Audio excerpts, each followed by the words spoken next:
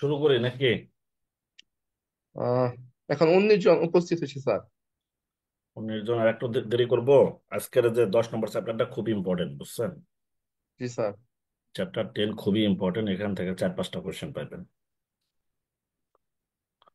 সেজন্য দেখা গেছে যে চ্যাপ্টার 9টা যদি একটু 10-15 মিনিটে শেষ দিতে পারি, কারণ ওইটা জি স্যার। চ্যাপ্টার 10 ওই চ্যাপ্টারে শেষ করতে লাগবে হলো মনে করেন যে 2 ক্লাস। ও, চ্যাপ্টার 9 থেকে হয়তো বা দেখা গেছে চ্যাপ্টার 9 এবং চ্যাপ্টার 10 একই, জাস্ট এখানে একটা থিওরিটিক্যাল, ওখানে হলো মনে করেন যে যে জিনিসগুলো আসবে ওখান থেকে আসবে।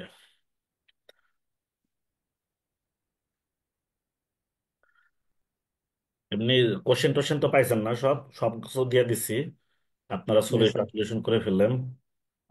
13 আর 14 নম্বরের কোশ্চেনটা করা হয় না, ওইটা আপনারা দেখা যাচ্ছে যে বইয়ের পিছনে যে কোশ্চেন গুলো আছে না, জি স্যার।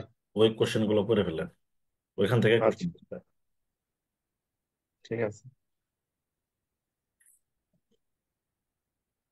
অ্যান্সারও দেওয়া আছে, অ্যান্সার আপনারা দেখেন না, অ্যান্সার না দেখে দেখে দেখা গেছে যে সলিউশন গুলো করার চেষ্টা করেন। আমি হয়তো আর একটা ক্লাস পাইতে পারি, বুঝেন নাই? জি আজকে স্যার। 8 তারিখ, তো আর একটা ক্লাস পাবো। আর একটা ক্লাস পাবো আবার, মানে ছুটি আছে, সবে বরাতে ছুটি আছে, ওই দিন আবার ক্লাস দিবে কি না, বুঝেন নাই? শুক্রবারে আমার মনে হয় রাখবে, কারণ হচ্ছে কি, এখন তো সময় নাই, এমনি তো আপনাদের 10-15 দিন আগায় দিছে না, জি স্যার। 10-15 দিন আগায় দিছে, সেজন্য দেখা যাচ্ছে যে হাও তো কমপ্লিট করতে হবে। অন্য সব সাবজেক্ট কি কমপ্লিটের কাছাকাছি আছে?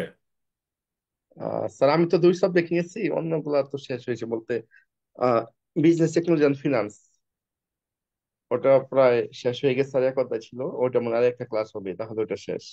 আর এটা আপনার শুনে আপনার একটা কোনটা অনেকে তো দিকে বললেন? বিজনেস টেকনোলজি অ্যান্ড ফিনান্স নিচ্ছি। আসসালামু এটা তো আলাইকুম স্যার। আমারটাই। আমারটা এই যে নিচ্ছি, আরেকটা নিচ্ছি শুনে শুনে স্যার একটা ক্লাস আছে স্যার, আরেক সাবজেক্ট। আসসালামু আলাইকুম স্যার। ওয়ালাইকুম আসসালাম। হ্যাঁ মামুন, কি অবস্থা? জি স্যার, ভালো স্যার, আপনি কেমন আছেন? আছে, বলো। তোমার কণ্ঠ এরকম কেন? তো স্যার এই একটু ঠান্ডা লাগছে, গলা বসে গেছে আর কি।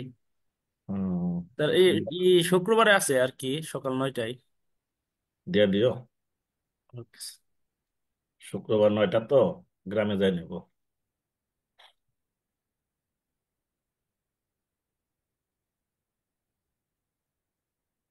মানে আর একটা ক্লাস পাবো, বুঝছেন? জি স্যার। মোটামুটি দেখা গেছে যে 12টা চ্যাপ্টার কমপ্লিট করলে, 10টা চ্যাপ্টার আজকের করলে পাশের লেভেলে চলে যাবেন আশা করি, বুঝছেন না? যেগুলো না নিয়ে পারবো সেগুলো দেখা গেছে যে আপনারা ওই নিজেরা একটু কমপ্লিট করে নিয়ে, মানে কমপ্লিট বলতে কি, যে বইয়ের পিছনে যে কোশ্চেন গুলো আছে, প্রত্যেকটা জি চ্যাপ্টার স্যার। শেষে যে কোশ্চেন গুলো আছে, কোশ্চেন গুলো একটু দেখে নিয়ে আশা করি দেখা গেছে যে ইয়ার মধ্যে থেকে কোশ্চেন টোশ্চেন আসবে ওখানে। শুরু করি, আর দেরি না করি। জি স্যার, শুরু করতে পারেন, 22 জন হয়েছে স্যার। 22 জন হয়েছে, তো শুরু করি। জি স্যার। জি স্যার। এখন কি এরকমই হয় না? আজকে কি আর ক্লাস ছিল? না, আজকে ক্লাস ছিল না। ও, শুক্রবারে শুধু মানে 2-3টা ক্লাস হয় না? জি স্যার, শুক্রবার 2 টাইম ক্লাস হয় মাঝে মাঝে। বুঝতে পারছি। মাঝে মধ্যে তো কই, আমি তো নিলাম যে পরপর 2 শুক্রবারে নিছি সকালে, এক শুক্রবারে নিলাম 3টা। তার মানে কি, মানে কালকে তো আপনাদের 3টা ক্লাস আসলো মনে হয়, 9টা 12টা, 3টা 6টা, 7টা 10:30 এরকম ছিল মনে হয় নাকি? সাবজেক্ট বেশি তার ক্লাস বেশি স্যার, আর দুই যাদের সাবজেক্ট সাবজেক্ট বেশি, আপনার তো আবার সব সাবজেক্ট নাই। এই আসছেন না, বেশিরভাগ সাকিব আসছেন? জি স্যার। আচ্ছা স্যার। তারপরে যে একটা মেয়ে আসলো না, মেহেরু নাকি, মেহেরু, মেহেরু আছেন? নাই স্যার। নাই না? স্যার না আসসালামু আলাইকুম। ওয়ালাইকুম সালাম। কে বলছিলেন? আরাফাত স্যার। আরাফাত? আরাফাত ভালো আছেন না? আরাফাত কয়টা দিবেন পরীক্ষা? আলহামদুলিল্লাহ ভালো আছি। পরীক্ষা কয়টা দিবেন আরাফাত? স্যার, 4টা। 4টা। আর কোন কোন সাবজেক্ট আছে?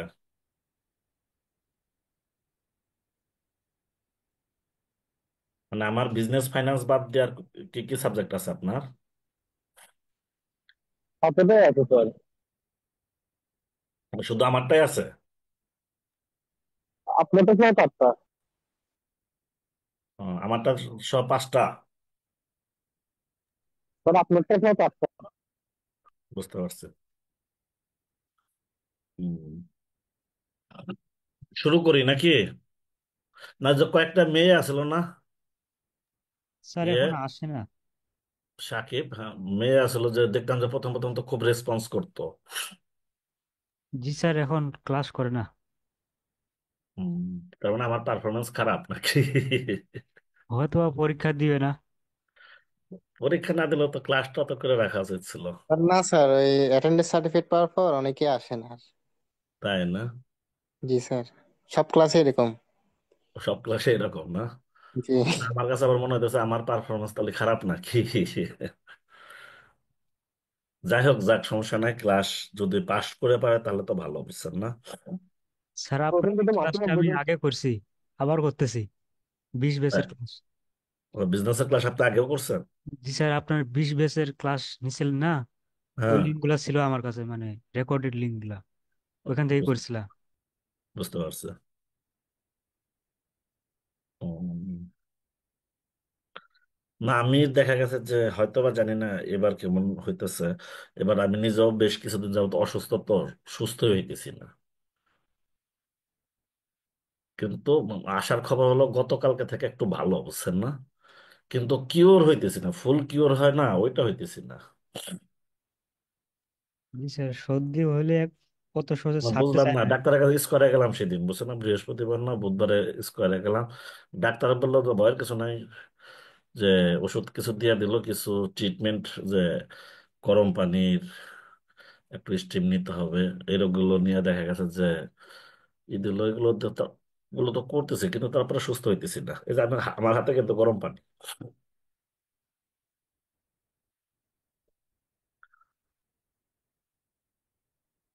আচ্ছা, অনেক সময় হয়ে গেছে, 9টা 7টা 18 বেজে গেছে, বুঝলেন নাই?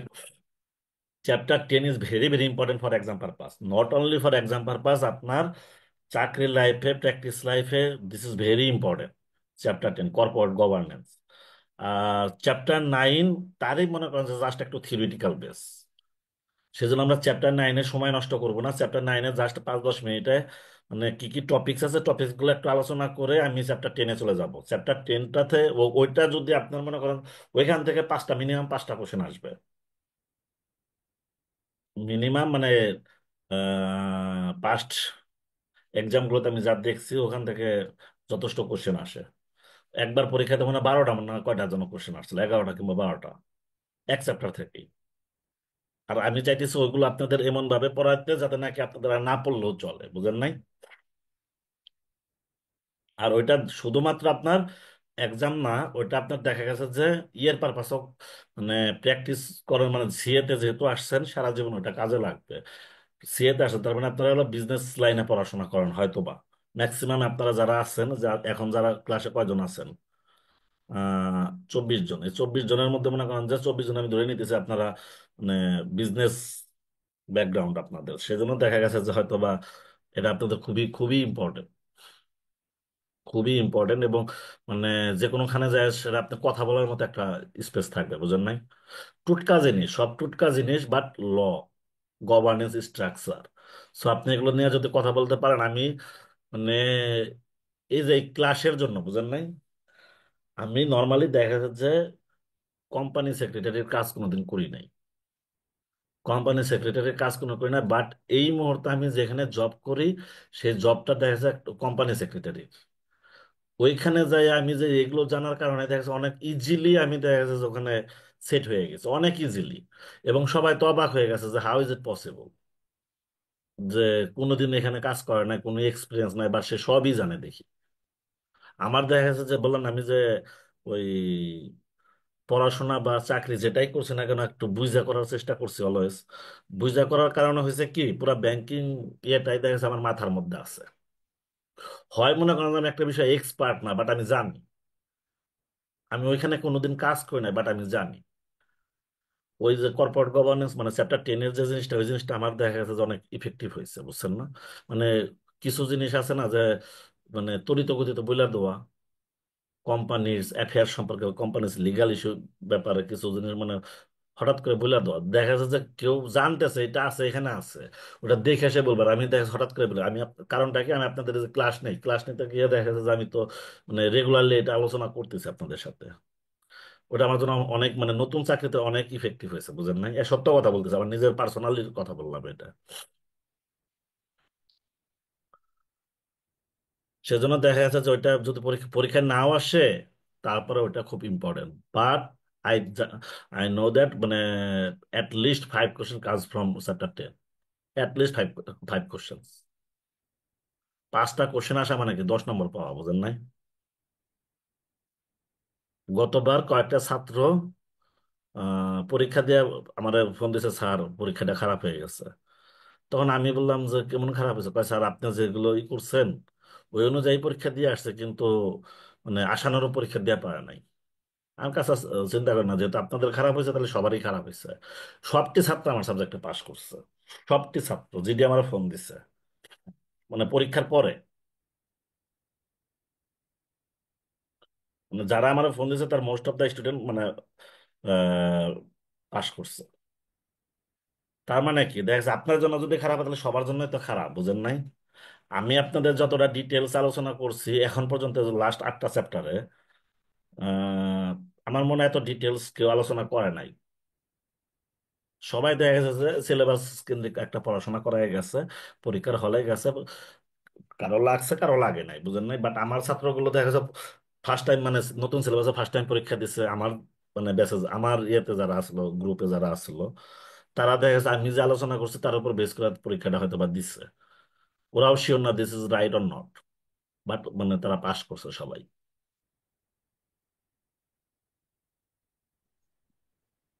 স্যার আপনার ক্লাসগুলো সবাই বুঝতে পারছে এবং অনেক সুন্দরভাবে সাবলীলভাবে আমি বুঝাইতে চেষ্টা পারছে। করছি, আমি চেষ্টা করছি আপনাদেরকে দেখা আমরা গেছে আছি যে ঠিক তাই স্যার। যতটুকু মানে ইজি ওয়েতে আপনাদের কাছে প্রেজেন্ট করা যায়। শুনেন, অনাঙ্গে বলে যে আমি এমন ভাবে আপনাদের সাথে আলোচনা করছি, আমি প্রথম কিন্তু বলছি এই সাবজেক্ট অনেক ইজি, মানে অনেক ইজি সাবজেক্ট, বাট এই সাবজেক্ট অনেক কঠিন, এটা মানতে হইব। এই সাবজেক্ট দেখা গেছে যে without any help, without teachers help, এই সাবজেক্ট ইজি ওয়েতে বোঝা শ্রোতা যত যাই বলি না কেন। আর আপনারা তো সবাই দেখা গেছে এখনো গ্রাজুয়েশন লেভেলে আছেন, কেউ মানে হয়তো বা 2-1 জন আপনারা গ্রাজুয়েশন কমপ্লিট করছেন। ওই একাডেমিক পড়াশোনাতে দেখা গেছে যে এগুলো এত ভালো বোঝার কথা না।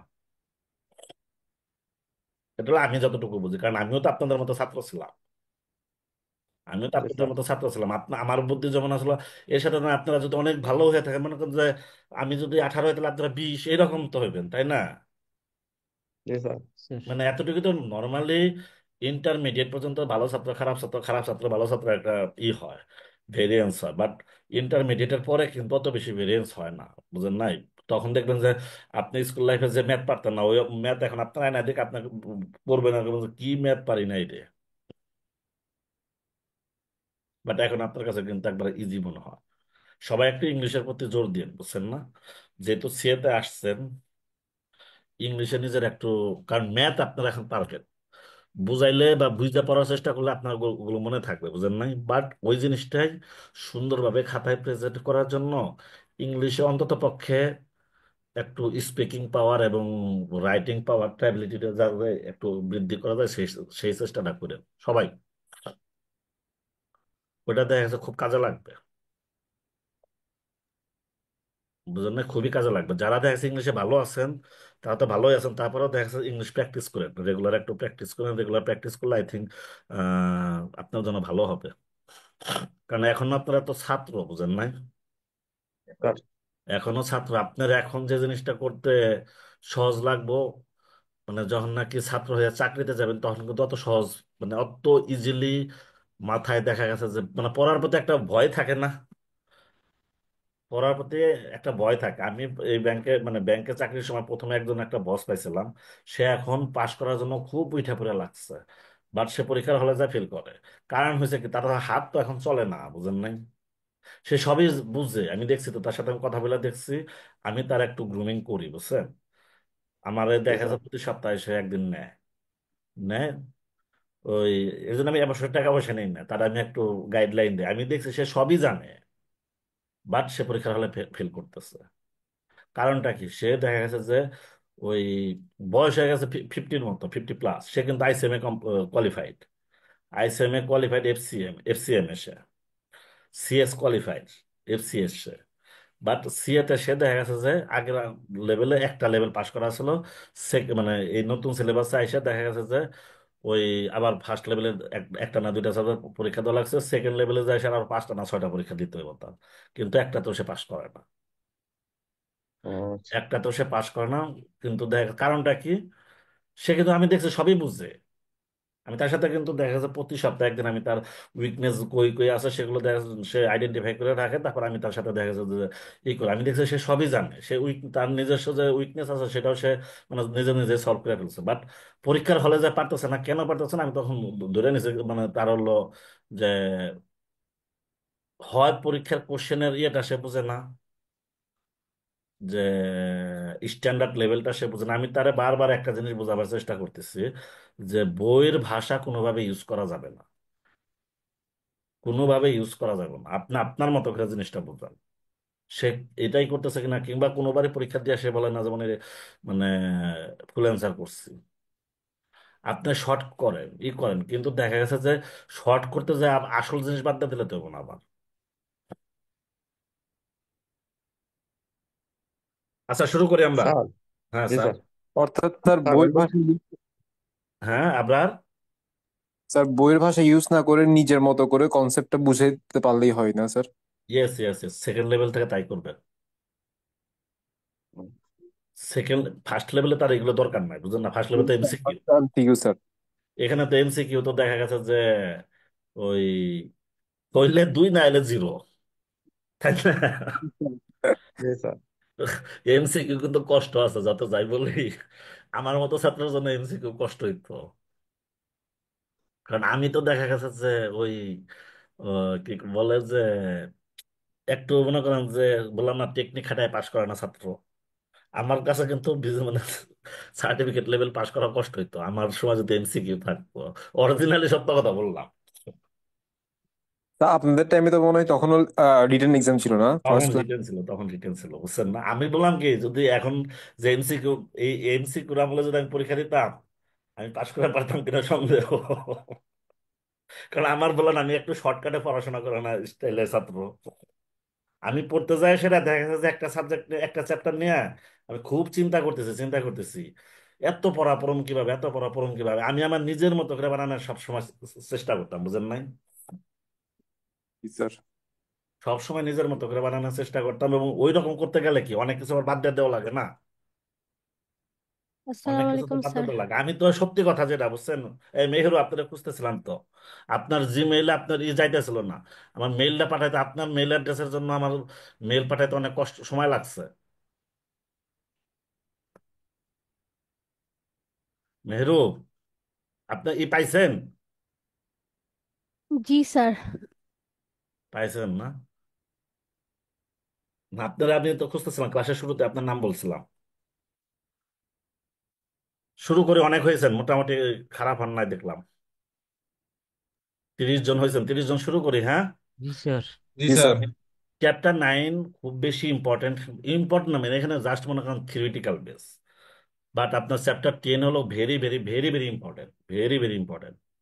সেজন্য চ্যাপ্টার 9 আমরা জাস্ট 10 থেকে 15 মিনিট, ম্যাক্সিমাম 15 মিনিট আমরা চ্যাপ্টার 9 আলোচনা করব। জাস্ট টপিকস গুলো জাস্ট আপনার একটু বুঝাই দিব, আর কোন জিনিসগুলোর উপর একটু জোর দিবেন সেটার উপর আপনার এই করবো। আর চ্যাপ্টার 10 এর মধ্যে হলো আমি অনেক সময় দেবো, দেখা যায় 10:30 তো রাত 11টা বাজে যেতে পারে আজকে, বুঝেন নাই? 11টা বাজে যেতে পারে, কিন্তু দেখা গেছে যে চ্যাপ্টার 10 আমার ভালো করে পড়াইতে হইব।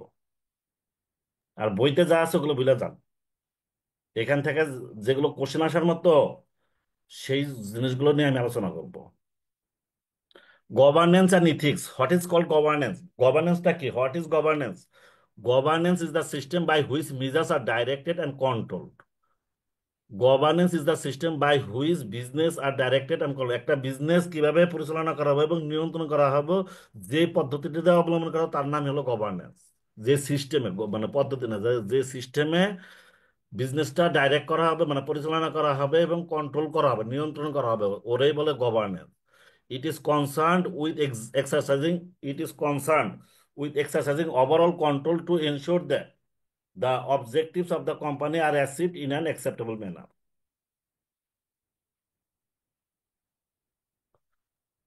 দিস ইজ হলো গভর্নেন্স। গভর্নেন্সের ইয়েটা কি, শেয়ার হোল্ডার এবং ম্যানেজমেন্ট। গভর্নেন্স আপনার, গভর্নেন্সটা আপনার কি বুঝলাম, একটা বিজনেস কিভাবে পরিচালনা করবেন এবং কিভাবে এটা নিয়ন্ত্রণ করবেন, কিভাবে এটা দেখভাল করবেন, সেই জিনিসটা যে সিস্টেমে করা হয় তার নামটা হলো governance. Agency theory, shareholders and management, এই গভর্নেন্স কি করতে যায় সেটা দেখা যাচ্ছে শেয়ার হোল্ডার এবং ম্যানেজমেন্টের মধ্যে একটা সবসময় দেখা যাচ্ছে যে একটা লাগে, আমি কারে কারে বেশি প্রাধান্য দেবো, কার উপর আমি রিলাই করবো। স্পেশালি যখন নাকি গভর্নেন্সের ব্যাপার আসবে তখন আপনি ধরে নিতে হবে দিস কোম্পানি অনেক লার্জ কোম্পানি, এটা স্মল কোনো কোম্পানি না। স্মল কোম্পানিতে যে এক এক নায়কতন্ত্র চলে, মানে আপনার মালিক যে সে যেটা বলবে সেইটাই। মানে স্পেশালি মনে করেন যে আপনার কোম্পানি লিমিটেড কোম্পানি, বাট ওই লিমিটেড কোম্পানিতে তিনজন ডাইরেক্টর আছে মনে করেন। ওই তিনজন ডাইরেক্টর, দুজন ডাইরেক্টর, একজন হলো ওয়াইফ আর একজন হলো ছেলে মনে করেন। তাহলে ওই ওয়াইফ এবং ছেলে যে বুদ্ধি দিবে ওই বুদ্ধিতে কোনো বুদ্ধি না, তারা কোনো কথাই বলবে না। স্পেশালি ওটা যে মেইন স্পন্সর যে মানে মালিক যে, সে যা বলবে ওনারা তাই বলবে। সো এখানে দেখা যাচ্ছে স্মল কোম্পানিতে এই গভর্নেন্স বা কর্পোরেট গভর্নেন্স বা governance structure is not very important. But যদি কোনো কোম্পানি লার্জ কোম্পানি হয়, একটু বড় ধরনের কোম্পানি হয়, যারা দেখা যাচ্ছে যে পুরা দেশ জুড়ে ব্যবসা এখানে আছে, ওই সমস্ত কোম্পানিতে governance is very very important. সেই জন্য ওখানে বলছে গভর্নেন্সের প্রেক্ষাপটে শেয়ার হোল্ডার এবং ম্যানেজমেন্টের এটা কি। স্পেশালি ম্যানেজমেন্ট মানে বলতে বোঝায় কি, যারা ওই কোম্পানিতে কাজ করে তারা হলো ম্যানেজমেন্ট, মানে এমপ্লয়ি ওরিয়েন্টেড, এমপ্লয়ি থেকে যারা চাকরি করে তারা হলো ম্যানেজমেন্ট। তারা কার হয়ে কাজ করতেছে, শেয়ার হোল্ডারের ইন্টারেস্টে কিভাবে ইনশিওর করা যায়।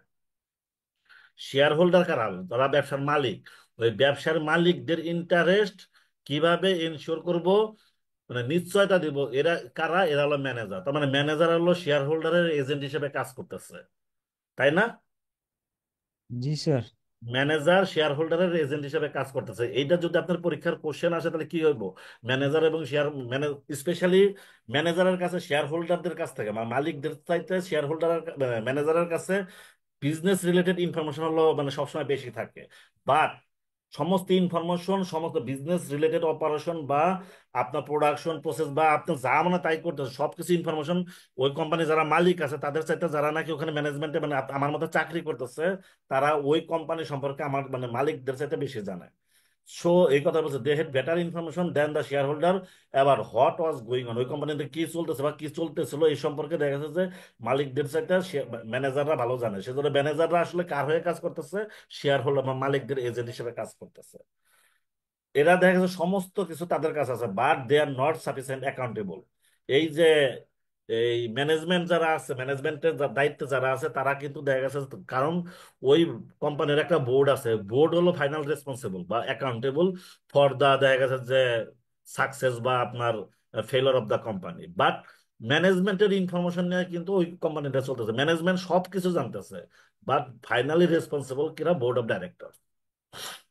Corporate governance. What is called corporate governance? Corporate governance is a structured system for the direction and control of a company. একটা কোম্পানি কিভাবে ডাইরেকশন এবং কন্ট্রোল করা যাবে তার যে একটা মানে পদ্ধতিগত যে একটা কাঠামো আছে ওইটার নাম হলো কর্পোরেট গভর্নেন্স। কর্পোরেট গভর্নেন্সটা কি হয়েছে, এখানে মনে করেন যে বোর্ড অফ ডাইরেক্টর থাকবে, ম্যানেজমেন্ট থাকবে, ম্যানেজমেন্টের মধ্যে বিভিন্ন পার্ট থাকবে, top level manager, mid level manager এবং ফ্রন্ট লাইন ম্যানেজার, এরকম বিভিন্ন পার্ট থাকবে। এরা দেখে যে একজন আরেকজনের কাছে অ্যাকাউন্টেবল থাকবে, একজন আরেকজনের কাছে রেসপন্সিবল থাকবে। সবাইকে সব সব লেভেলের অফিসারদের রেসপন্সিবল করতে হবে এবং যার যার অ্যাকাউন্টেবিলিটি আছে তাদের অ্যাকাউন্টেবিলিটি নিশ্চয়তা করবে কারা, কর্পোরেট গভর্নেন্স। এই corporate governance is only for applicable for Bangladesh পার্সপেক্টিভে হলো কি এর উপর, পাবলিক লিস্টেড কোম্পানির ক্ষেত্রে। কর্পোরেট গভর্নেন্স তাহলে কোথায় আপনারা applicable, only for listed companies. Listed companies বলতে কোনটা বোঝায়, Bangladesh securities and exchange commission আছে না, এই Bangladesh securities and exchange commission থেকে যারা নাকি লাইসেন্স প্রাপ্ত, মানে ওইখানে যারা লিস্টেড কোম্পানি তাদেরকে বলা হলো লিস্টেড কোম্পানি। মানে যাদের শেয়ার যে ক্যাপিটাল মার্কেট বা শেয়ার বাজারে ক্রয় বিক্রয় করা হয় ওই সমস্ত কোম্পানির বলে হলো, ওই সমস্ত কোম্পানির ক্ষেত্রে corporate governance is mandatory. But আপনার স্মল কোম্পানির ক্ষেত্রে corporate governance is not mandatory. The objective of corporate governance. Corporate গভর্নেন্সের অবজেক্টিভটা কি? চারটা ব্রড ক্যাটাগরিতে কর্পোরেট গভর্নেন্সের অবজেক্টিভটা আলোচনা করে, চারটা ব্রড। একটা হলো কর্পোরেট পার্সপেক্টিভ, একটা পাবলিক পলিসি পার্সপেক্টিভ, আর একটা স্টেক হোল্ডার পার্সপেক্টিভ, আর একটা হলো স্টুয়ারশিপ পার্সপেক্টিভ। প্রথমে হচ্ছে কর্পোরেট পার্সপেক্টিভটা। কর্পোরেট পার্সপেক্টিভটা হলো কি, কর্পোরেট টপ লেভেলে যারা থাকবে, মানে বোর্ড অফ ডাইরেক্টরস এবং টপ লেভেলের ম্যানেজার যারা আছে, তাদের পার্সপেক্টিভে কর্পোরেট গভর্নেন্স একটা সেট করা হয়েছে। আপনার বোর্ড অফ ডাইরেক্টর এই হইতে ম্যানেজমেন্টের হায়ার আর কি লেভেল এরকম হইতে হবে, আমরা এই ডিসিশন নিব না, এই ডিসিশন নিব, কোনটা কোন লেভেলে আপনার ডিসিশন যাবো, এই সমস্ত জিনিসগুলো আলোচনা করা হলো কর্পোরেট পার্সপেক্টিভ। এটা আপনার কর্পোরেট গভর্নেন্সের বিশেষ একটা রুলস বা গাইডলাইন ইস্যু করছে ফর অল লিস্টেড কোম্পানি, যেগুলো যারা নাকি শেয়ার বাজারে ব্যবসা ট্যাবসা করবার চাইতেছে, যে সমস্ত কোম্পানির শেয়ার, ওই সমস্ত কোম্পানি ওই জিনিসটা 100%, মানে কর্পোরেট গভর্নেন্স 100% কমপ্লাই করেই দেখা গেছে যে তাদেরকে ব্যবসা করতে হবে। এরপরে বলছে কি, দি পাবলিক পলিসি, ওই কর্পোরেট গভর্নেন্সের ভিতরে অবশ্যই পাবলিকের ইন্টারেস্ট, পাবলিক নিয়ে একটা পলিসি অবশ্যই থাকতে হবে। তাদের হইয়া দেখা যাচ্ছে যে, মানে কর্পোরেট গভর্নেন্স তাদের জিনিসগুলো মনে করেন যে মাল, শেয়ার হোল্ডাররা অলওয়েজ, মানে কোম্পানির মালিক যারা, তারা অলওয়েজ চাইবো কি, তারা অলওয়েজ চাইবো যে কোম্পানি কিভাবে প্রফিটেবল হবে, তাদের ওয়েলথ কিভাবে আরো হেলদি করা যায়, এই চিন্তাটাই করবে। বাট পাবলিকের কথা তো চিন্তা করতে হবে, পাবলিকের কথা চিন্তা করতে হবে। যে সমস্ত কোম্পানি লিস্টেড কোম্পানি হইবার চাইবে, তাদেরকে অবশ্যই corporate governance public policy related নিয়ে এদের ইন্টারেস্ট, পাবলিকের ইন্টারেস্ট কিভাবে প্রোটেক্ট করা যায়, সেই জিনিসগুলো ফলো করতে অবশ্যই কমপ্লাই করতে হবে। তারপর দি স্টেক হোল্ডার পার্সপেক্টিভ অলরেডি ওই পাবলিক পলিসির মতোই। স্টেগুলো মানে আপনার এমপ্লয়ের কথা চিন্তা হবে, পিএফ থাকতে হবে, গ্র্যাচুইটি থাকতে হবে, বেনিভোলেন্ট ফান্ড থাকতে হবে, তারপর কি সিআইএস টেস এগুলো কি কি আছে না, এগুলো সবকিছু দেখা গেছে যে আপনার অবশ্যই মেনটেন করতে হবে। কারণ আপনি শুধু প্রফিট করবেন, এমপ্লয়ীদের দিবেন না। আপনার সিএসআর অ্যাক্টিভিটিস দেখা যাবে, পেপারে বড় বড় করে আপনার কোম্পানির নাম দিতেছেন কি, 8 কোটি 10 কোটি টাকার আপনার কম্বল বিতরণ করতেছে শীতের মাঝে, বাট আপনার কোম্পানির এমপ্লয়ি যারা আপনার একটা দেখা যাচ্ছে directly involve for your operation, but তারা কোনো বেনিফিট পাইতেছে না আপনার কোম্পানি থেকে, চাকরি শেষ আপনার তারা দেখা যাচ্ছে খালি হাতে ফেরত পাঠিয়ে দিলেন। এই জন্য এটা তো হয়ে পারে না, সেজন্য ওই সমস্ত জিনিস নিশ্চয়তা করতেছে কারণ কির মাধ্যমে, কর্পোরেট গভর্নেন্সের মাধ্যমে। না, স্টুয়ারশিপ পার্সপেক্টিভ অন কর্পোরেট গভর্নেন্স। স্টুয়ারশিপটা কি, আপনার এই প্রতিষ্ঠানটা পরিচালনা করার জন্য আপনি মনে করেন যে একটা পাবলিক লিমিটেড কোম্পানি শেয়ার তো 18 কোটি মানুষই কিনতে পারে, বাংলাদেশে যে 18 কোটি মানুষ আছে, ইভেন বাহিরের মানুষের আপনার এখানে ইনভেস্ট করতে পারে, দেশের বাহিরের মানুষও ইনভেস্ট করতে পারে। তার মানে কি, এদের হইয়া এদের হইয়া তো দেখে সবাই তো তাহলে কোম্পানির মালিক, মানে পরিচালনা থাকতে পারবে না। তাহলে পরিচালনা থাকতে পারবে কি, সর্বোচ্চ 20 জন থাকতে পারে। এই 20 জনের ভিতরে তাহলে দেখা গেছে যে এই 20 জনের উপর যে আপনার ন্যস্ত দায়িত্ব, তারা তাদের ন্যস্ত দায়িত্ব ঠিক মতো পরিপালন করতেছে কিনা, সেই বিষয়েও দেখা যাচ্ছে কর্পোরেট গভর্নেন্স প্রপারলি গাইডলাইন দিতেছে। এই সমস্ত পারপাসে হলো corporate governance very very important for Annie listed company. এবং যারা দেখা যাচ্ছে লিস্টেড হইতে চাইবে, তাদের অবশ্যই কর্পোরেট গভর্নেন্স অবশ্যই কমপ্লাই করতে হবে। বাংলাদেশের প্রেক্ষাপটে আপনি অন্যভাবে বুঝে যান, বাংলাদেশে দেখা গেছে কোনো একটা ইন্ডাস্ট্রি নাই, কোনো একটা ইন্ডাস্ট্রি নাই, মানে ল আছে বাট ল ফুললি মানে না, যারা ল এটা মানাইবার চাইতেছে তারাই দেখা যাচ্ছে দুর্নীতি করে বসে, কি করবেন আপনি?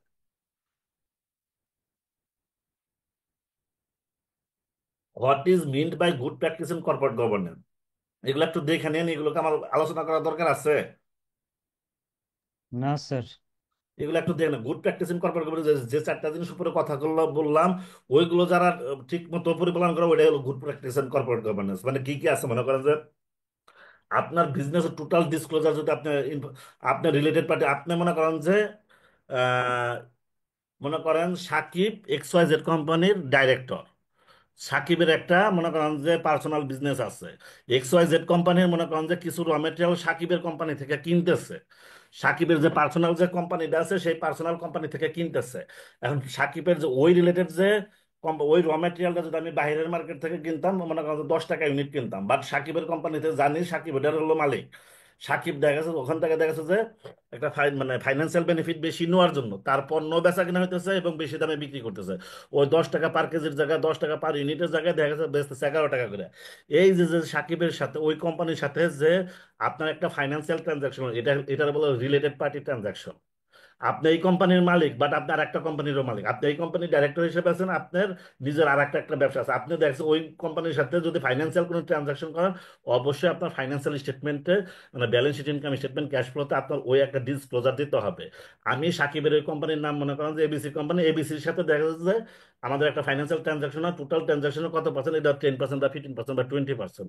যে আমি ন্যায্য দামে কিনছি কিনা সেটা আবার দেখা গেছে যে আপনার যে এখানে যে ইন্টারনাল অডিট আছে, সেই ইন্টারনাল অডিট ওটা আবার কমপ্লাই করে দেবে দিস ইজ রাইট ট্রানজাকশন। যদি যে 10 টাকার জিনিস 11 টাকা দিয়ে কিনা থাকে তাহলে এটা দেখা যাচ্ছে যে আপনার যারা কম্পিটেন্ট অথরিটি আছে তারা দেখা অ্যানালাইসিস মানে অডিট করে দেখবে, অ্যাসেসমেন্ট করে দেখবে যে এটা বেশি দামে কিনছে না। যদি বেশি দামে কিনে তাহলে সাকিব ওই বোর্ড অফ ডাইরেক্টর থেকে বাইর করে দিতে হইব। বুঝতে পারছি? এগুলো হলো good practice in corporate governance. মানে আপনার সাথে সাকিবের ওই কোম্পানির সাথে এক্সওয়াইজেড কোম্পানির যে বিজনেস হইতেছে সেই রিলেশন ইনফরমেশনটা অবশ্যই আপনার ফাইন্যান্সিয়াল স্টেটমেন্টে ডিসক্লোজ করতে হবে, এবং ওটা যে ন্যায্য দামেই যে করা হয়েছে, কত আপনার টোটাল মনে করেন যে কস্ট অফ গুডস সোল্ড আছে 1 কোটি টাকা, সাকিবের ওই কোম্পানি থেকে আপনি কিনেছেন 20%, মানে 20 লাখ টাকার আপনার র মেটেরিয়াল ক্রয় করতেছেন। তার মানে কি আপনি কিন্তু হিউজ একটা ইনফ্লুয়েন্সিয়াল মানে পার্ট তার মাধ্যমে করতেছেন। তার মানে এটা কি ঠিকভাবে হয়েছে কি না হয়েছে সেটা আপনি দেখতে হবে না এজ এ কোম্পানি। এইটা মানে যে সমস্ত কোম্পানি কর্পোরেট গভর্নেন্স কমপ্লাই করে ওই সমস্ত কোম্পানি অবশ্যই এটা দেখা যাচ্ছে একটা ডিসক্লোজার দিতে হবে। এরপরে বলছে কি risk management and reduction and good internal controls, already আমি বললাম। মনে করেন যে আপনার ইয়েতে বিজনেসে কি কি রিস্ক আছে সেই রিস্কগুলো আইডেন্টিফাই করতে হবে, কিভাবে এটা ম্যানেজমেন্ট করা যাবে সেটাও দেখা যায়। আরএমসি একটা কমিটি থাকবে, যে সমস্ত কোম্পানিতে কর্পোরেট গভর্নেন্স কমপ্লাই করে সেখানে একটা আরএমসি নামে রিস্ক ম্যানেজমেন্ট কমিটি একটা কমিটি থাকবে। আপনার প্রত্যেকটা ট্রানজাকশনে কোনো রিস্ক আছে কিনা। আপনি মনে করেন যে ব্যাংকের ব্যবসা করতেছেন, ব্যাংকের ব্যবসার সাথেও মনে করেন যে একটা আরএমসি রিস্ক ম্যানেজমেন্ট একটা কমিটি আছে। তারা টাইম টু টাইম দেখা গেছে যে এই প্রতিটা মিটিং এ এই আপনার বিজনেসের কি কি রিস্ক আছে এবং তার এগেইনস্টে কি কি আপনি সেফগার্ড নিছেন তার একটা দেখা গেছে যে রিপোর্ট দিতে হয়, মানে একটা মেমো আকারে রিপোর্ট দিতে হয়। এটা কোন ক্ষেত্রে যে সমস্ত কোম্পানিতে কর্পোরেট গভর্নেন্স কমপ্লাই করা হয়, এগুলো একটু দেখে নিন। চ্যাপ্টার 10 এর ভিতরে এগুলো আছে। The function of a financial system, financial সিস্টেমটা হচ্ছে কি the financial system in an economy facilitates the movement of funds from those who have an excess of them to those who need them।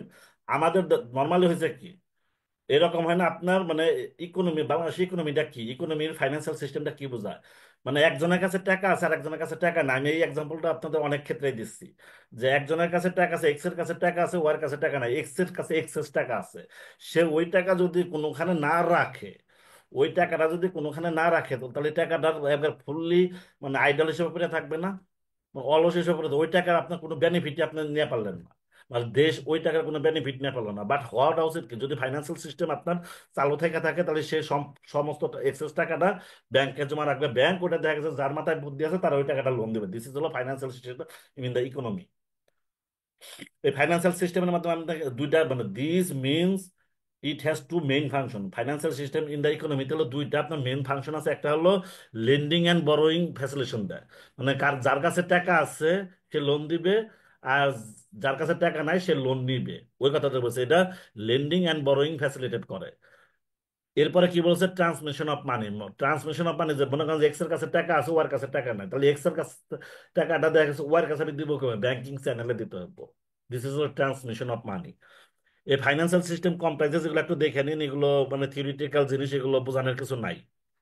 এগুলো নিয়ে আমি already chapter 6-7-এ অনেক আলোচনা করছি। Types of financial system দুই ধরনের আছে, একটা ব্যাংক বেস সিস্টেম আর একটা market base system. Bank base সিস্টেমটা কি, ব্যাংকের মাধ্যমে যদি কোনো ফাইন্যান্সিয়াল ট্রানজাকশন হয় দিস হলো ব্যাংক বেস। আর মার্কেট বেসটা কি, শেয়ার বাজার ক্যাপিটাল মার্কেটের মধ্যে যদি কোনো ফাইন্যান্সিয়াল ট্রানজাকশন হয়। মনে করেন যে ইনভেস্টমেন্ট আমরা বলছি কি দুই ভাবে হতে পারে, একটা হলো ক্যাপিটাল মার্কেটের মাধ্যমে হতে পারে, আর একটা মানি মার্কেটের মাধ্যমে।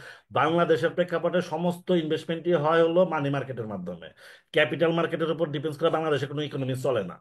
বাংলাদেশের ইকোনমি ফুললি ডিপেন্ডস অন হলো ব্যাংক বেস সিস্টেম। বাট যে সমস্ত দেশ আপনি দেখবেন উন্নত দেশ, সে সমস্ত দেখবেন তাদের ইকোনমি ফুললি ডিপেন্ডস অন হলো ক্যাপিটাল মার্কেটের উপর। কারণ হচ্ছে কি, পদ্মা সেতু মানে পদ্মা সেতু যখন তৈরি করা হয়েছে এটাতে লাগছে মনে করেন যে 30,000 কোটি টাকা।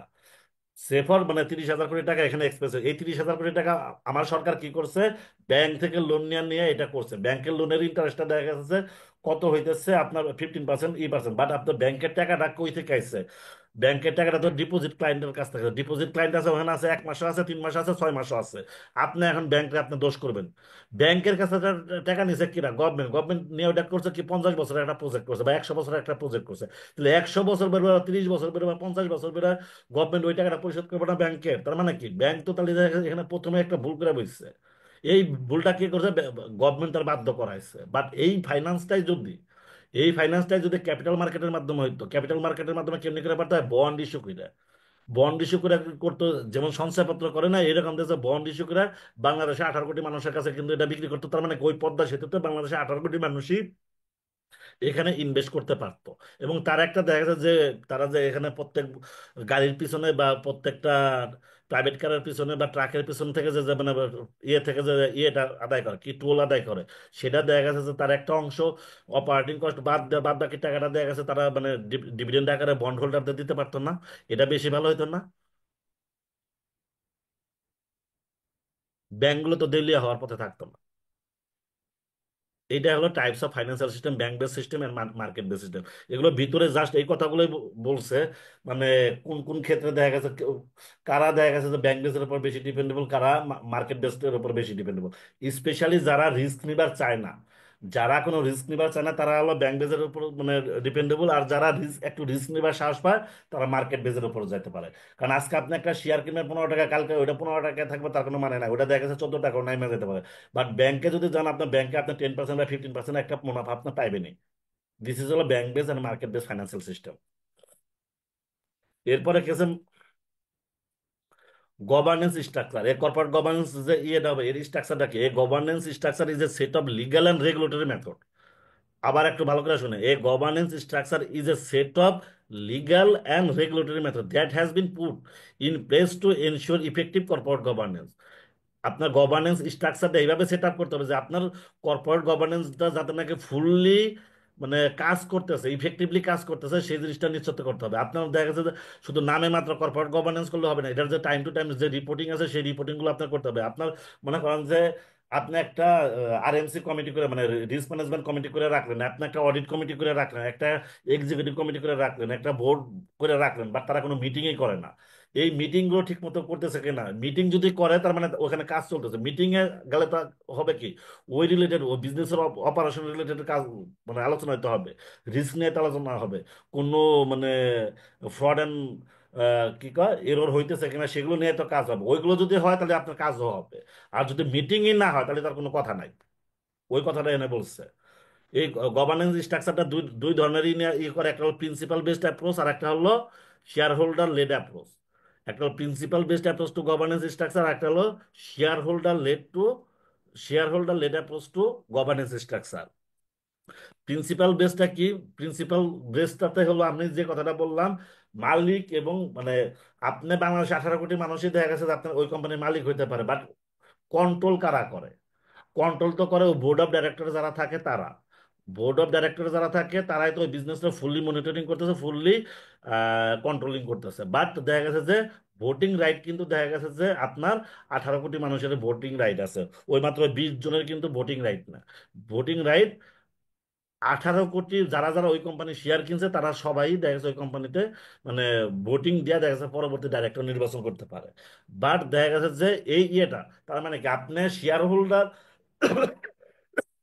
ওনারশিপ এবং কন্ট্রোল যেখান থেকে সেপারেশন করতেছে এবং ওটা ঠিক মতো কাজ করতেছে কিনা, ওইটা হলো আপনার প্রিন্সিপাল বেস। মানে যদি মনে করেন যে আপনি আপনার মালিক এবং আপনি ওইটা দেখা যাচ্ছে তদারকি করতেছেন, তাহলে দেখা যাচ্ছে ওর ভিতরে একটা মানে 2 নম্বরের কাজ থাকতে পারে। বাট আপনিও মালিক, আপনি ওটা তদারকি করেন, পাশাপাশি দেখা যাচ্ছে থার্ড পার্টি ওটা তদারকি করতেছে। দিস ইজ হলো principal base approach governance structure. আরেকটা হলো শেয়ার হোল্ডার বেসটা কি? এর এগুলো কিছু পয়েন্ট আছে, এই পয়েন্টগুলো একটু দেখে নিয়েন জাস্ট বোঝার জন্য একটু দেখে নিয়েন। আর shareholder led approach to governance স্ট্রাকচারটা কি? শেয়ার হোল্ডার লেড অ্যাপ্রোচটা মনে করেন যে মানে পাবলিক যদি কোনো শেয়ার কিনে ওটা আপনার প্রিন্সিপাল বেস যাবে। আর মার্কেট বেসড যদি হয়, মার্কেট বেসড ফাইন্যান্সিয়াল সিস্টেম যদি হয়, নর্মালি এটা ইউরোপ আমেরিকাতে এটা হয়, ইউকে এবং ইউএসএ তে এই জিনিসটা আছে, বাংলাদেশেও দেখা গেছে যে মানে কোনো ইনস্টিটিউট কোনো এক কোম্পানি আরেক কোম্পানির শেয়ার কিনতেছে না। এইটা হলো আপনার shareholder led approach to governance.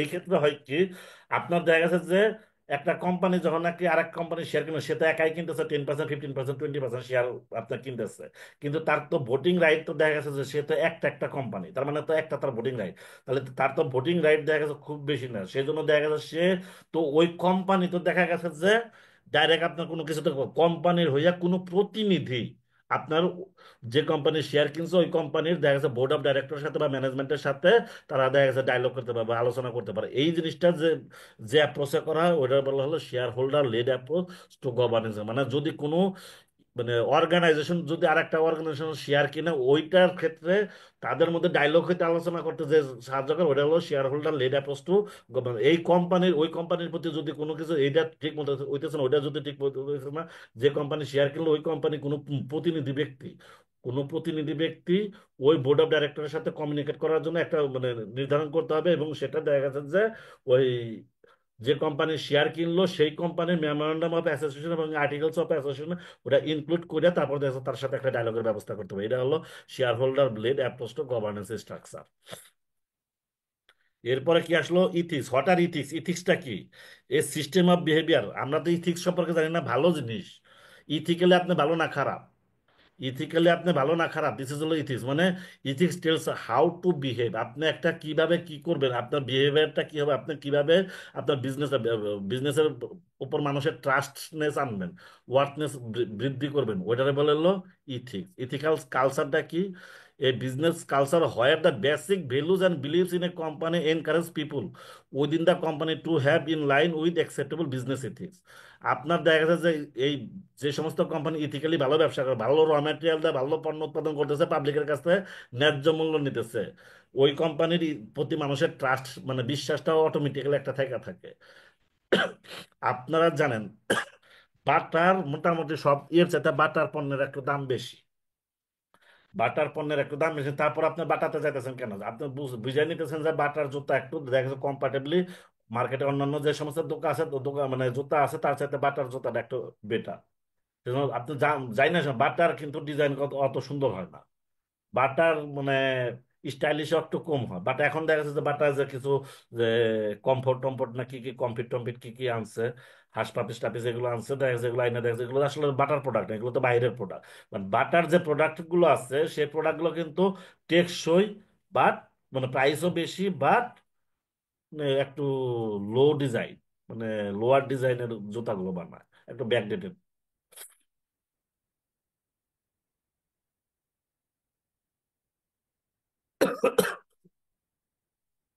এগুলো একটু দেখে নেন, এগুলো তো আর কি আমি বলবো। বিজনেস ইথিক্স, বিজনেস ইথিক্স এর ভিতর কি থাকবে? What are business ethics? Business ethics এর ভিতরে কোন কোন জিনিসগুলো আপনার কমপ্লাইজ করে? Paying staff decent wages and pension. আপনার যারা স্টাফ আছে তাদেরকে আপনি ঠিক মতো বেতন টেতন দিতেছেন কিনা, চাকরি শেষে তাদেরকে পেনশন টেনশনের ব্যবস্থা করেন। পেনশন বলতে এনে বোঝাচ্ছে কি provident fund, gratuity, benevolent fund, তারপরে আর কি কি আছে না এরকম ওয়ার্কার্স WPPF যেটা workers participation of provident fund, এই সমস্ত জিনিস আছে কিনা। Providing good working condition for staff, আপনার ওয়ার্কিং কন্ডিশন ওয়ার্কিং যে ইয়েটা আপনি আপনার স্টাফদের দেখা গেছে 8 ঘন্টা কাজ করেন না 12 ঘন্টা কাজ করেন, মানে আপনার নর্মালি একটা অফিস আওয়ার হলো 8 ঘন্টা থাকে, 8 ঘন্টার উপরে যদি কাজ করেন তাদেরকে আপনি এক্সট্রা বেনিফিট দেন কিনা, কিংবা তার ওয়ার্কিং এনভায়রনমেন্টটা ভালো কিনা, হেলদি কিনা। তারপরে paying supplies in line with agreed terms, আপনি যে সাপ্লাইয়ের কাছে বাকিতে মাল কিনছেন সেটা তাকে ঠিক মতো টাইমে পরিশোধ পরিশোধ করছেন। এই জিনিসগুলো দেখা গেছে যে আপনার বিজনেস ইথিক্সে মানে এই ইয়েটা আপনার ক্রিয়েট করতে হবে। How can an ethical culture B promoted? আপনি ইথিক্যাল কালচার কিভাবে প্রমোট করতে পারেন? Ethical leadership from the board of director. যদি বোর্ড অফ ডাইরেক্টররা যদি ভালো হয়, যদি যেরকম হয়, মনে করেন আমি যে সাকিবের যে এক্সাম্পলটা দিলাম, তারা আর একটা কোম্পানি আছে সেখান থেকে পণ্য নিয়ে দেখা যাচ্ছে ব্যবসা করবে, আবার আর এক ডাইরেক্টরের এই হলো দেখা গেছে যে মনে করেন যে আপনার নিজস্ব কোনো নাই, বিল্ডিং নাই, আপনি আর এক ডাইরেক্টরের একটা বিল্ডিং আছে গুলশানে, সেখানে আপনি ভাড়া নিতেছেন, ওইটার ভাড়া নর্মালি হওয়ার কথা হলো 5 লাখ টাকা, আপনি নিতেছেন 10 লাখ টাকা। এই সমস্ত জিনিস যদি বোর্ড অফ ডাইরেক্টরে থাকে তাহলে ওই কোম্পানি কি ভালো হবে না খারাপ হবে? যদি বোর্ড অফ ডাইরেক্টররা খারাপ হয় তাহলে এমপ্লয়িরাও তো খারাপ হবে, এটাই সবাই আর বোর্ড অফ ডাইরেক্টর খারাপ কাজ করতে আমিও করবো। এরপরে বলছে কোড অফ ইথিক্স আর বিজনেস কন্ডাক্ট। কোড অফ ইথিক্সটা কি? আপনার বিহেভিয়ার ঠিক মানে আছে কিনা, বিহেভিয়ার ঠিক মতো ই করতে হবে। আপনার কোম্পানির রেপুটেশনের জন্য রেপুটেশন বৃদ্ধি করার জন্য কি করতে হবে? রেপুটেশন বৃদ্ধি করার জন্য আপনার পারফরমেন্স ভালো করতে হবে এবং ভালো কোয়ালিটির পণ্য উৎপাদন করতে হবে। এই সমস্ত জিনিসগুলো আপনার ইয়েতে আছে কিনা। Policies and procedure to support ethical behaviour, এবং আপনার ইথিক্যাল বিহেভিয়ার ই করার জন্য আপনার ওই যে পলিসি ওই রকম ভাবেই করতে হবে। মানে হাই কোয়ালিটির পলিসি করতে হবে এবং ওইটা সবাইরে মানতে বাধ্য করতে হবে, এবং এটা দেখা ইন্টারনাল কন্ট্রোল অডিট দ্বারা মানে আইসিসি উইং দ্বারা টাইম টু টাইম এটা অডিট করাতে হবে। কোনো এমপ্লয়ি বা কোনো প্রতিষ্ঠানের কোনো কিছু, কোনো অ্যাক্টিভিটিস ওই পলিসির বাইরে কাজ করতেছে কিনা, এই জিনিসগুলো ইনশিওর করতে হবে। এগুলো হলো আপনার গভর্নেন্স।